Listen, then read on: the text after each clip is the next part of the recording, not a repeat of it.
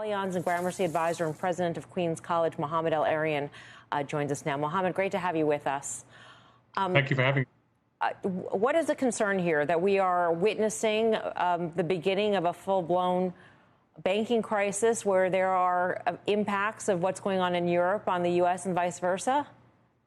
I think we're recognizing three distinct things. One is a set of bank management issues and lapses in supervision. So the three U.S. banks last week, Credit Suisse, which has had problems for a while, that's very specific. Then stepping back, we're recognizing that both the private sector and the public sector haven't adjusted enough to what has been a mishandled change in monetary policy regimes. And you heard the former senator speak to that. And then there's a third element, which is the flip-flopping of the Fed most recently added interest rate volatility to a situation that already had economic and financial fluidity. So these three things have come together, and the equity market is realizing what the bond market has realized for the last few days, is that it is not just one or two institutions. What we saw in one or two institutions is exposing something much bigger that we have to reprice to, including that banking is changing because of what's happening right now.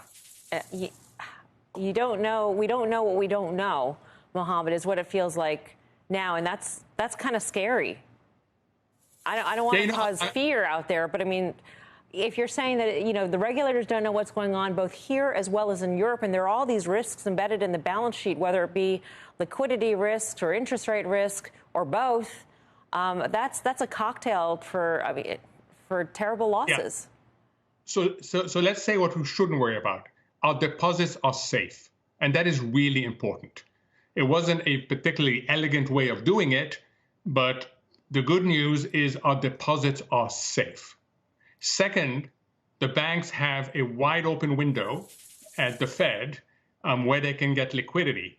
In fact, it is incredibly attractive to do so. You can go out right now and the bank can go out and buy a paper for 78 cents and get $1 against it.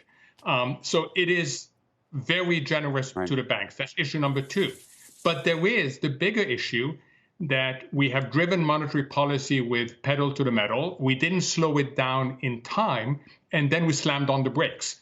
And I always said, when you run monetary policy that way, you risk economic accidents and financial accidents. Okay, so Mohamed, when we spoke on Monday, and you wrote about it, I believe, as well, you suggested that the Fed should continue on the path of 25 basis points, should effectively separate the two issues about raising rates versus stability of the banking system, and that given the at least implicit guarantee around deposits, everything is fine.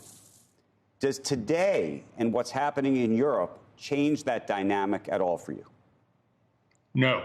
We had an inflation number that showed core inflation is accelerating. Fed credibility is really at stake here.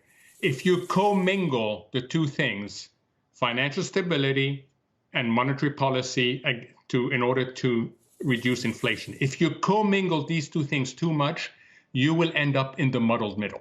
And that is the problem that we've had. We've had what I regard as financial sector capture of monetary policy over the last few years. And that's why we're in this mess. Look, we're going to get further inflation numbers. We're going to see what the situation is.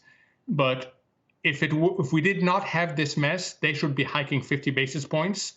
I think they should go 25, but they should stress that they've got tools to deal with financial stability.